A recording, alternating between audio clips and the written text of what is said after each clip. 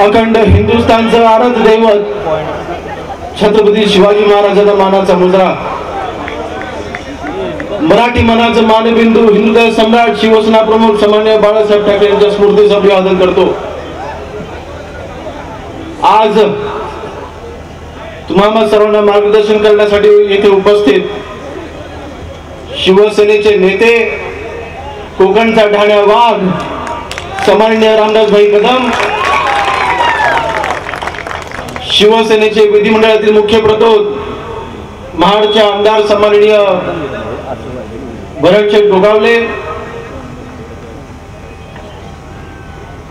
आपल्या सर्वांचे लाडके ज्यांनी विधिमंडळामध्ये कोळी समाजाचं नेतृत्व केलं असे भांडूपचे माजी आमदार सन्माननीय अशोकजी पाटील, शिवसेनेचे जिल्हा प्रमुख, आणि आज आपणा सर्वांना साथ देण्यासाठी आम्ही तुमच्या सोबत आहोत असं त्यांनी इथं ठणकावून सांगितलेलं आहे। असे भाजपचे ज्येष्ठ नेते सन्माननीय केदारजी साठे, सन्माननीय भाऊजी दाते, शिवसेनेचे सर्व पदाधिकारी, सन्माननीय व्यासपीठ, समोर उपस्थित दापोली खेड मंडळामध्ये जमलेला माझ्या सर्व लाडक्या बंधू भगिनी मातांनो, सर्वप्रथम आपल्या सर्वांसमोर नतमस्तक होतो। आपल्या सर्वांनी मला हे भरभरून जे आशीर्वाद दिले त्याबद्दल आपल्या सर्वांचे मनापासून आभार मानतो। 2 दिवसापूर्वी ह्याच ठिकाणी मी त्याला मेळावा म्हणणार नाही, परंतु चौकावरती एक काही कार्यकर्ते जमले होते। आज आपल्या सर्वांच्या समोर त्याच ठिकाणी मनोगत व्यक्त करत असताना, बोलत असताना आपल्या सर्वांना कल्पना आहे की योगेश कदमनी आजपर्यंत भाषण करत असताना कधी त्याची पातळी कधी खालवली, त्यांनी खाली कधी दिली नाही। परंतु परवाच्या दिवशी एखादी राजकीय व्यक्ती किती खालच्या तळावर जाऊन, खालच्या स्तरावर जाऊन भाषण करू शकते हे गुहागरच्या एका माकडाने आपल्याला दाखवून दिलेलं आहे।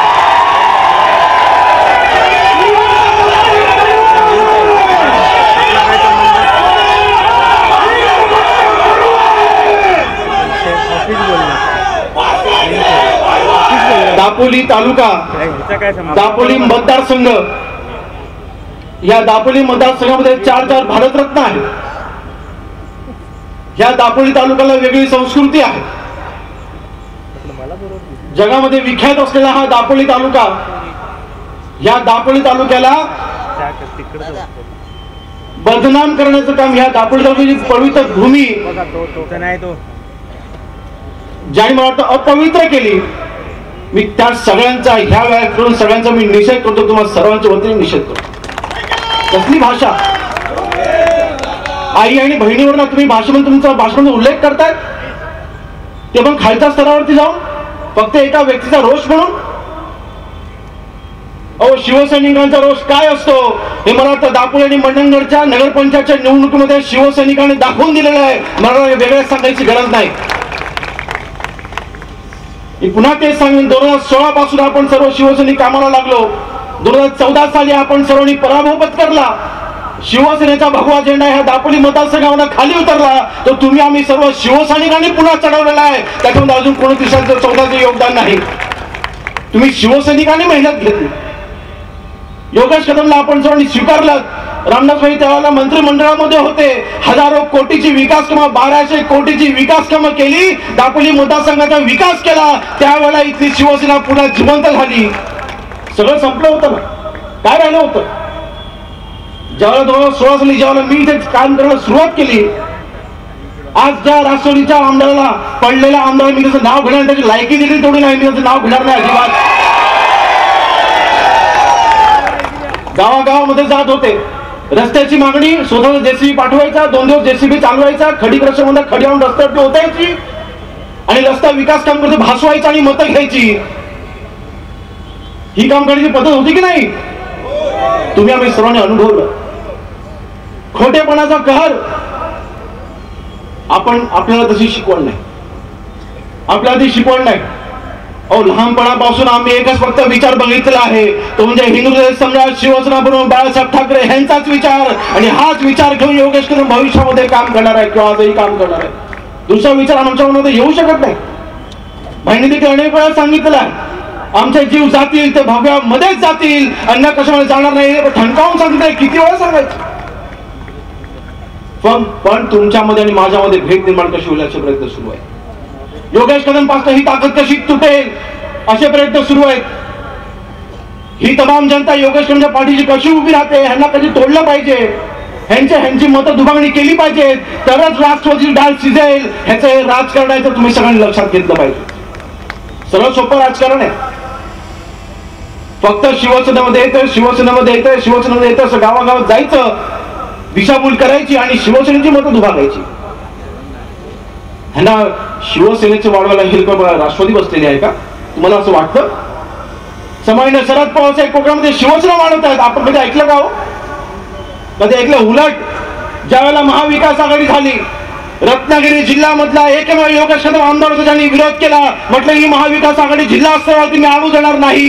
सगळ्या समित्याच्या मी नियुक्त्या थांबवल्या. राष्ट्रवादीच्या पदाधिकाऱ्यांना जिथे शिवसेनेचे पदाधिकारी नियुक्त केले पाहिजे त्या समित्यांवरती, तालुक्याच्या समित्या असतील, जिल्ह्याच्या समित्या असतील, सगळी पदं ही राष्ट्रवादीला द्यायला निघाले होते. मी एकट्याने विरोध केलेला आहे, मी एकट्या आमदारांनी विरोध केलेला आहे. सांगावं, माझा प्रयत्न फक्त एवढाच होता, शिवसेना वाढली पाहिजे. आज आपले मुख्यमंत्री बसलेत. महाराष्ट्र राज्याने फक्त एक वेळा शिवशाही बघितली. शिवसेनेचे मुख्यमंत्री जेव्हा मुख्यमंत्री झाले त्यावेळेला वंदनीय हिंदू सम्राट शिवसेना म्हणून बाळासाहेब ठाकरे यांनी कोकणाचा विकास होण्यासाठी 650 कोटी 96 साली कोकणचं पॅकेज म्हणून दिले होते. खरा विकास कोकणाचा वंदनीय बाळासाहेबांनी केला, शिवसेनेने केला. ती शिवसेना संपवायला निघाले होते. महाविकास आघाडी झाली त्यांनी काय सुरुवात केली? त्याचे मूळ त्यांनी दापोली मतदारसंघ ठेवला. आपण सर्वांना कल्पना आहे दापोली मतदारसंघामध्ये सर्वात जास्त कुठला समाज सुद्धा माझा कुणबी समाज आहे, जो आजपर्यंत छत्रपती शिवाजी महाराजांच्या पाठीशी खंबीरपणे उभा राहिला. वंदनीय हिंदू सम्राट शिवसेना प्रमुख बाळासाहेब ठाकरे यांच्या पाठीशी खंबीरपणे उभा राहिला. मग शिवसेनेच्या पाठीशी असला हा समाज त्यांच्यापासून कसा दूर होईल असे प्रयत्न राष्ट्रवादीने सुरू केले. महाविकास आघाडी झाली, मुख्यमंत्री आपले, परंतु निधी वाटप कोण करताय? तो उपमुख्यमंत्री. कुणबी समाज फोडण्यासाठी दापोली तालुक्यामध्ये येऊन जाहीर केलेलं आहे की आम्ही महाराष्ट्र हा राष्ट्रवादीमय करू आणि आम्ही आमचा मुख्यमंत्री बसवू असं वक्तव्य महाविकास आघाडी असताना राष्ट्रवादीच्या नेत्यांनी इथे येऊन केलेले आहेत. त्यावेळेला त्यांनी काय प्रयत्न केले? मग हा कुणबी समाज कसा फुटेल? मुंबईमध्ये असलेला कुणबी समाज एका वास्तूला 5 कोटीचा निधी परत फेडीच्या अटीवरती दिला. परत द्यायचे तर 5 कोटी शासनाला. 5 कोटीचा निधी मंजूर केलेला नाही, तो कायमस्वरूपी दिलेला नाहीये. विकास करा, आम्हाला विकासाचा विरोध नाही. 5 कोटीचा 50 कोटी आमचा त्याला विरोध नाही. परंतु ज्या वेळेला तो कार्यक्रम झाला निधी शासनाचा, मुख्यमंत्री आपले, तिथे कोकणामध्ये बहुतांश सगळे आमदार आपले, परंतु तरी सुद्धा निधी वाटप कोणी केला? अजितदादा पवारांनी केला. आणि सुनील तटकरेंनी येऊन आपल्या तालुक्यामध्ये स्वागताने त्यांनी सत्कार स्वीकारले, 5 कोटी दिले म्हणून. प्रयत्न काय होता? मग त्यावेळेला कुणबी समाजाच्या फक्त राष्ट्रवादी पुरस्कृत नेत्यांची तुम्हाला आठवण झाली?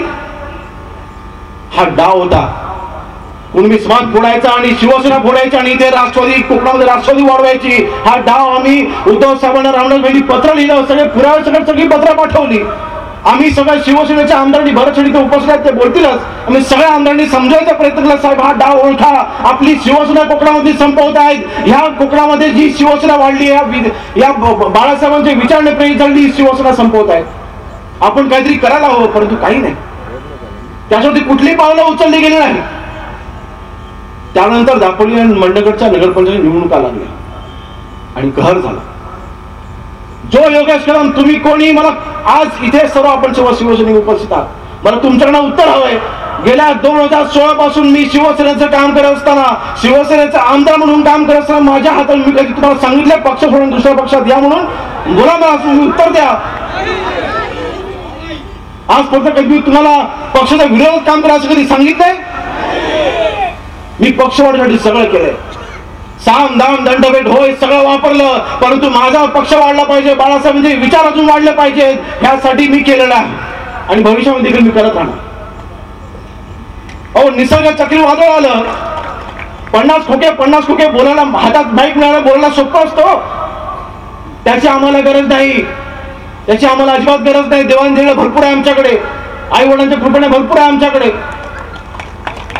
आरोप आमच्यावरती तुम्ही करताय. अहो कसले 50 खोके? निसर्ग चक्रीवादळ आलं, या निसर्ग चक्रीवादळामध्ये मुरुड पासून ते बाणकोट पर्यंत आपले मतदारसंघामध्ये 210 गावं बाधित झाली होती. हजारो कुटुंब उद्ध्वस्त झाले. आजही अनेक कुटुंबांना राहायला घर नाही अशी परिस्थिती निसर्ग चक्रीवादळाने केली.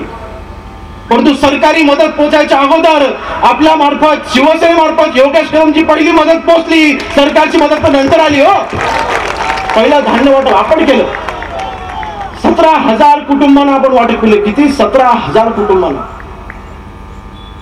खोक्याची तुम्ही आम्हाला कसली भाषा सांगताय?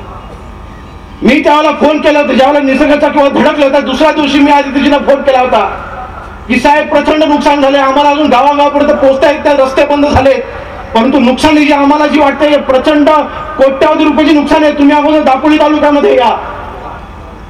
परंतु आले नाहीत. मी मुख्यमंत्री महोदयांना विनंती केली, उद्धव साहेब आपलं कोकण आहे, दापोली मंडणगडमध्ये नुकसान झालंय, तुम्ही आपल्या तालुक्यामध्ये मतदारसंघामध्ये आलं पाहिजे, प्रचंड नुकसान झाले, परंतु आले नाहीत. आले कोण? एकनाथ शिंदे आले आणि मदत घेऊन आले आणि त्यांनी आपल्या स्तरामध्ये सगळी मदत पोहोचवली. राष्ट्रवादीचे नेते आले, परंतु आपले नेते आले नाहीत. मी काहीच बोललो नाही, परंतु मनामध्ये झळ होती की अन्य पक्षाचे सगळे, राष्ट्रवादीचे नेते आले, काँग्रेसचे नेते आले, भाजपचे सगळे नेते आले, परंतु आपले नेते येऊ शकत नाही. आणि घाला कशावरती? आपल्या कोकणावरती आहे. अन्य कुठल्या विदर्भ वगैरे असून आम्ही समजू शकलो असतो. आपलं कोकण, आपल्या कोकणामधल्या शिवसैनिकांना त्यावेळेला वाऱ्यावर सोडलं. मला अत्यंत मला दुःख झालं त्यावेळेला. आमदार म्हणून अपेक्षा होती, परंतु शिवसैनिक म्हणून जास्त अपेक्षा होती. परंतु आपल्या पहिले जे करायचं होतं सगळं मी केलं. आणि आज मला सांगायला समाधान वाटतं, हळूहळू कुटुंबात उभी राहते. 50 खोके तुम्ही कसली भाषा वापरताय? 50 खोके आमच्यासाठी? अहो ज्यावेळेला करोनाची महामारी होती त्यावेळेला एकमेव आमदार ज्यांनी आपल्या कोकणामध्ये 100 बेडचं हॉस्पिटल सुरू केलं करोनाच्या रुग्णांसाठी, एकमेव आमदार आहे मी जिल्ह्यामधला, त्या कोकणामधला असेल कदाचित. 100 बेडचा मोफत उपचार दिलेले आहेत मी. खेड तालुक्यामध्ये तळ्याच्या 100 बेडचं हॉस्पिटल आपण सुरू केलं होतं कोविडच्या कालावधीमध्ये. मोफत उपचार दिले आपण. तुम्ही कसले 50 खोक्याची भाषा करताय? आमच्यावरती आरोप. अहो गद्दार कोण? मी तुम्हाला फक्त किस्सा सांगेन, मी अधिक काही बोलणार नाही. आपल्या रामदास भाईंचं मार्गदर्शन ऐकायचं. म्हणून ज्यावेळेला महाविकास आघाडी झाला, किस्सा सांगतो, तिन्ही पक्षाच्या आमदारांना एकत्र आणलं होतं. बरं, जे आपण रामदास आपत्तीने होता, तिन्ही पक्षाच्या आमदारांनी एका हॉटेलमध्ये एकत्र आणलं. त्यावेळेला राष्ट्रवादीच्या नेत्यांनी, जितेंद्र आव्हाडांनी तिन्ही पक्षाच्या आमदारांना एक शपथ घ्यायला लावली. त्या शपथीमध्ये वंदनीय बाळासाहेब ठाकरे यांचं नाव होतं. आम्ही अभिमानाने घेतलं. परंतु राष्ट्रवादीचे नेते शरद पवार, राष्ट्रवादीचे नेते सोनिया गांधी ह्याच्या विचारांच्या मी एकनिष्ठ राहू, ही शपथ शिवसेनेच्या आमदाराला तुम्ही घ्यायला लावताय. आमच्या तोंडून नाही नाव निघालं. शरद पवारची शपथ तुम्ही घेऊ शकता का? हात वर करा. चला, काही आता नवीन पॅटर्न निघालेला आहे, घेऊ शकता? सोनिया गांधीची शपथ तुम्ही घेऊ शकता का? मी उद्या तुम्हाला सांगेन योगेश कदमला आमदार करायचे, घ्या सोनिया गांधीची शपथ. तुम्ही घ्याल? हा शिवसैनिक, कडवा शिवसैनिक कसं काय नाव घेत? ज्या बाळासाहेबांनी अख्खा आयुष्य काँग्रेससोबत लढण्यामध्ये घालवलं, त्या काँग्रेससोबत आपण बसायचं, त्या राष्ट्रवादीसोबत आपण बसायचं कशासाठी? मुख्यमंत्री पदासाठी. आम्ही सगळे आमदार त्यावेळेला बोललो होतो, साहेब जाऊ द्या, नको सत्ता आम्हाला, आपण विरोधी बाकावरती बसू, परंतु हे पाप तुमच्याकडनं होता कामा नये, हे आम्ही त्याच वेळेला सगळे आमदार ठणकावून सांगले, परंतु नाही झालं. बरं झालं म्हटलं, आपले मुख्यमंत्री बसले, न्याय मिळेल, पण तेही नाही. मला मातृश्रीवर टीका करायची नाही. मातृश्रीने आम्हाला भरपूर दिलेला आहे. आज योगेश कदम आमदार आहे, तो मातोश्रीमुळे, याची जाणीव योगेश कदमला आहे, तो आयुष्यामध्ये कधी विसरणार नाही विसरणार नाही. परंतु मी एकच सांगेन, वंदनीय बाळासाहेबांचे वंशज म्हणजे शिवसेना नाही, वंदनीय बाळासाहेबांचे विचार म्हणजे शिवसेना आहे, हे मात्र मी नक्की ठणकावून सांगेन. शिवसेना एक विचार आहे जो कोकणामध्ये रुजलेला आहे, गावागावात रुजलेला आहे. ह्याला वास्तवती जेव्हा उखडून काढायचा प्रयत्न करते, जेव्हा आम्ही त्याला वाचवण्याचा प्रयत्न करतो, तेव्हा आमची साथ सोडून तुम्ही आम्हाला फेकून देता बाजूला. दापोली मंडणगडचे तालुका म्हणून बदलले गेले, उपजिल्हा म्हणून बदलले गेले. शहप्रमुख बदलले गेले, विधानसभा क्षेत्रप्रमुख बदलले गेले, तडका फडके सगळे बदलले गेले. आणि नियुक्त कोणाला केला? कोणा नियुक्त केला? बरोबर बोलत नाही तुम्ही. मला त्यांची अजिबात नाव घ्यायची नाहीत. मला हे पवित्र व्यासपीठ मला अपवित्र करायचं नाही. मी कोणाची नावं अजिबात घेणार नाही. परंतु जे 6 वर्ष सातत्याने शिवसेनेच्या विरोधामध्ये काम करतायत, ज्यांनी राष्ट्रवादी मधनं निवडणूक लढवली विधानसभेची, ते आज आपल्याला शिवसेना शिकवतायत. अरे वा, तुम्ही आम्हाला शिवसेना शिकवणार नाही. आपल्या योगेश कदम भविष्यामध्ये पक्ष सोडणार आहे आणि म्हणून आपण तुम्ही आपल्यासोबत आलं पाहिजे. दिशाभूल करून काही लोकांना गावामध्ये लोक फिरतायत. आज केदारजी इथे उपस्थित आहे. मी त्यांच्या अतिशय मनापासून आभार मानतो. तर आज आपण इथं आलात, मी खरोखर आपल्या ऋणी आहे. मी खरोखर आपल्या ऋणी आहे. पण ही दिशाभूल आहे. आमच्या कुटुंबाला भगवाशिवाय दुसरा कुठला रंग आजमध्ये दिसला नाही. फक्त समाजामध्ये फक्त तेढी निर्माण करायचा आणि नगरपंचायत निवडणुकीच्या सेवाला मी जसं मगाशी म्हटलं कहर झाला हो. शिवसेनेचा असलेला 20 वर्षापासून शाखा प्रमुख कुठे गेला? आमच्या गावात बाई, आमच्या गावात आहे तिथे बघा. 20 वर्षापासून ही व्यक्ती शाखा प्रमुख आहे. 20 वर्षांचा वॉर्ड ओपन पडला. शिवसेनेमध्ये आपण त्याला उमेदवारी नक्की केली, परंतु अनिल परब दापोली तालुक्यामध्ये येऊन बसला आणि राष्ट्रवादी मधला एका व्यक्तीला घेऊन त्याला तिथे तिकीट दिला शिवसेनेमधनं, आणि ह्या व्यक्तीवरती अन्याय केला. जेव्हा योगेश कदम नका हवा होता ना, मी दिला असता राजीनामा. या शिवसैनिकांवरती अन्याय कशासाठी? शिवसैनिकांवरती अन्याय कशासाठी? मी भेटलो आदित्यजींना त्यावेळेला. साहेब म्हटलं हे माझ्याकडनं मला सहन होत नाहीये. आपण मित्र होतो, तोही उल्लेख झालेला आहे की मित्राने गळाभेट घेतली आणि पाठीत खंजीर खुपसला. साहेब, पाठीत खंजीर मी नाही खुपसला. मित्र म्हणून माझी अपेक्षा होती, ज्या वेळेला माझ्यावरती हा अन्याय होत होता, मी शिवसेनेचं काम प्रामाणिकपणे करत असताना माझ्यावरती अन्याय झाला. प्रामाणिकपणे काम करतो. माझी मुलगी 2.5 वर्षाची हॉस्पिटलला ऑक्सिजन वरती असताना योगेश कदम इथे मेळावे घेतले आणि शिवसेनेचं काम करत होता. कोणी बोट ठेवू शकणार नाही. मी याचे प्रामाणिकपणे काम करत होतो. आणि अशावरती तुम्ही अशी वेळ आणता? माझ्याकडनं सगळे अधिकार काढून घेतले आणि राष्ट्रवादीच्या पडलेल्या आमदारांनी सूर्यकांत देवळात तुम्ही सगळे अधिकार दिले. काय त्यांचं योगदान होतं 6 वर्षामध्ये? संपलेला पक्ष आम्ही वाचवला, त्याचं तुम्ही परतफेड अशी करता? काय माझी चूक होती? माझी चूक काय होती? माझ्याकडनं माझी फक्त एकच अपेक्षा होती. ज्यावेळेला हे घडलं त्यावेळेला आदित्यजीला फोन केला. साहेब म्हटलं काय चाललंय, माझ्यावरती अन्याय का? नाही योगेश, आपण उद्या बोलू. नाही योगेश, आपण परवा बोलू.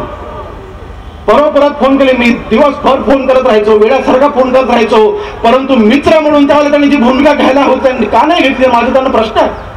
मी आरोप करणार नाही, पण माझा त्यांना प्रश्न आहे. पाठीत खंजीर मी कसा खूप असतो?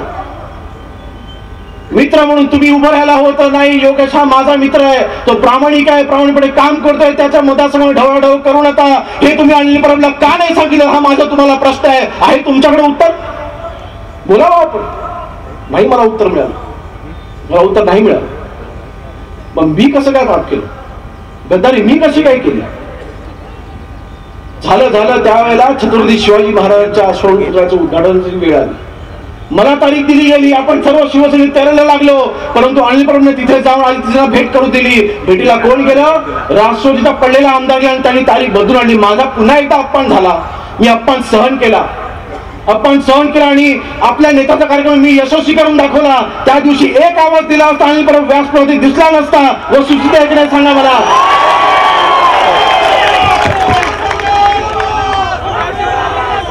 एवढी प्रचंड चीड असताना आम्ही संयम बाळगला. माझ्या वडिलांचा वेळोवेळी अपमान होत होता. आम्ही सहन केलेला आहे. शिवसेनेचे नेते 52 वर्ष पक्षाने दिली आणि अशी परिस्थिती आमच्यावरती. मी पुन्हा एकदा सांगतोय, मला कोणावरती आरोप करायचे नाही. परंतु आज जे झालं, मला फक्त एवढंच समजतं, योगेश कदमने ह्या उचललेल्या पावलामुळे आम्ही कोकणामध्ये राष्ट्रवादी हद्दपार करणार आणि हा भगवा झेंडा आम्ही कायमस्वरूपी दौलत ठेवणार. एवढं मात्र योगेश कदम नक्कीच कळतं.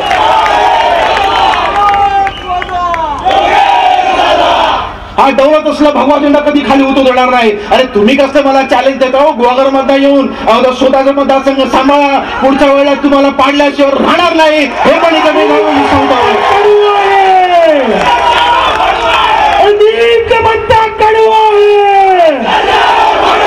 तुम्ही कसलं आम्हाला बोलतो? एवढं सगळं जनसमुदाय इथे लोटलेला आहे.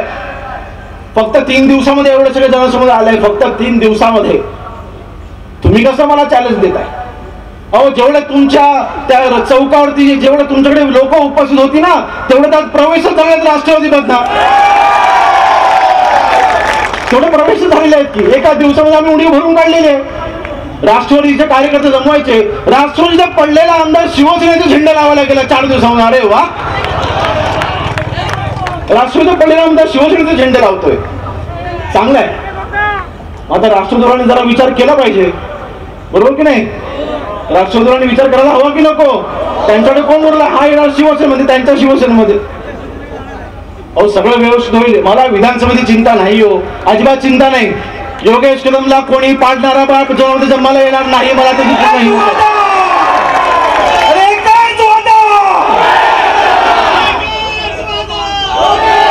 मला फक्त एकच गोष्ट करते, मी सुधीरजी कदमांचं मनापासून आभार मानतो, त्यांचं अभिनंदन करतो. त्यांनी जे सांगितलं की मुंबईची सर्व आज जवळपास हजारो लोक मुंबईचे कार्यकारिणीचे आलेले आहेत, सगळ्यांचं मनापासून आभार मानतो, खरोखर मनापासून आभार मानतो. त्यांनी काय सांगितलं, 2016 पासून आजच्या घडीपर्यंत हजारो कोटीचा विकास आमच्या गावामध्ये झालेला आहे. माझं केंद्रबिंदू फक्त दापोली मतदारसंघाचा विकास असेल, प्रकल्प आणणार, बेरोजगारी दूर करणार, हे माझं केंद्रबिंदू आहे. मला मागची 3 वर्ष या राजकारणामध्ये अडवून ठेवला, मला अडकवून ठेवला अक्षरशः संपूर्ण राजकारण. परंतु आता मी मोकळा झालेलो आहे, आता मी निश्चिंत झालेलो आहे. एवढं सगळं शिवसेना माझ्या पाठीची असतं, आता मला चिंता करायला नको ना? आहात ना सगळे पाठीशी? विधानसभेची चिंता करायला नको ना? मग मी बिंदास्त आहे. विकास माझ्यावर सोडा.